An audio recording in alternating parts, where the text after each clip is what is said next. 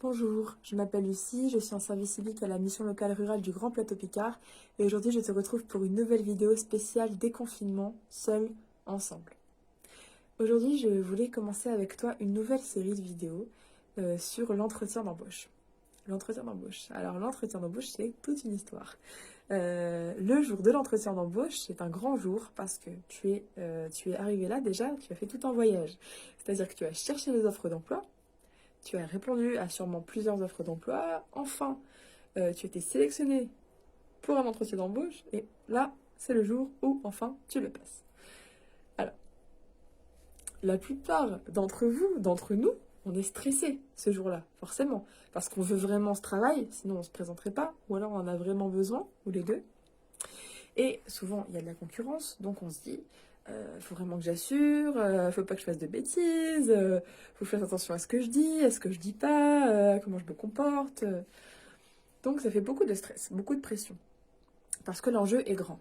Alors déjà, la première chose que je voulais vous dire sur le stress, c'est que c'est un peu comme le trac pour les artistes, c'est normal, ça fait partie du jeu, et c'est même plutôt bon signe d'avoir un peu de trac. La question est que le trac vous motive et vous garde bien concentré, plutôt qu'il ne vous empêche d'être au maximum de votre potentiel. D'accord?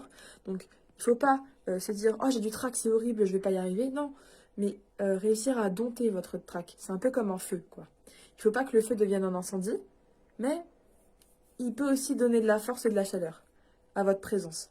D'accord? Parce que ça veut dire que c'est vraiment important pour vous et que vous allez rester bien concentré, bien à bloc. C'est plutôt bien. D'accord? Donc ça, c'est la première chose. Détendez-vous par rapport à ça. Acceptez que oui, vous êtes un peu stressé, vous êtes un peu traqueux. Maintenant, vous allez pouvoir vous servir de ça pour vous dire, ce travail, il est important pour moi. Pourquoi? Et du coup, pourquoi est-ce que c'est moi qu'il faut embaucher?